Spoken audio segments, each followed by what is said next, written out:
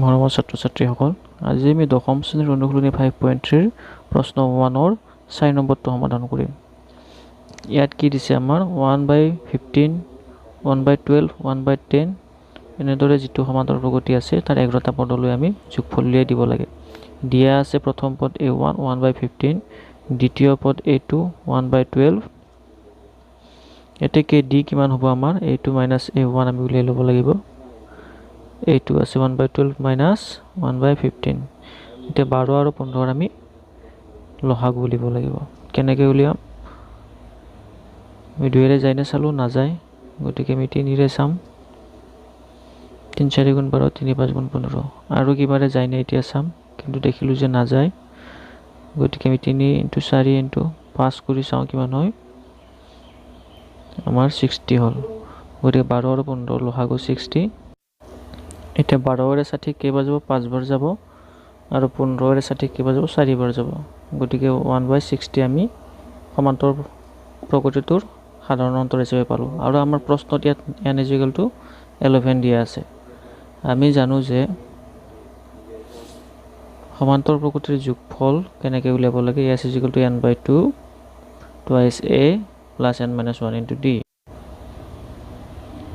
আমাৰ ইয়াত n মানে 11, a মানে আমাৰ কিমান?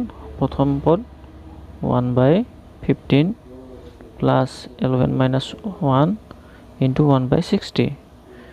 11/2 2/15 plus 10 into 1/60। 11/2 2/15 1/6। 0 0 কাটাকাটি গ'ল। এতিয়া 15 আৰু 6 আমি লসাগু উলিয়াম। কিমান হ'ব? 3 × 5 = 15, 3 × 2 = 6। গতিকে 3 × 5 × 2 কিমান হ'লগৈ? 30। গতিকে 15 আৰু 6 লসাগু 30। এতিয়া 15ৰে 30 কেইবাৰ যাব? 2 বাৰ যাব। ওপৰত আছে 2 × 2 = 4। 6ৰে কেইবাৰ যাব? 5 বাৰ যাব। 5। 11/2 into কিমান হ'ব আমাৰ? 9/30। এতিয়া ইহঁতক মাল্টিপ্লাই কৰিলে কিমান পাম? 3 × 3 = 9, 3 × 10 = 30, গতিকে 3/10 হ'ল। এতিয়া তলত হ'ল 2 × 10 আৰু ওপৰত হ'ল 11 × 3। গতিকে আল্টিমেটলি আমি কিমান পাম? 33/20। এতেকে সমান্তৰ প্ৰগতিটোৰ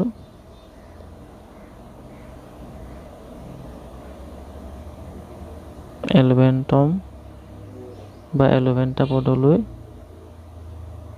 যোগফল হ'ব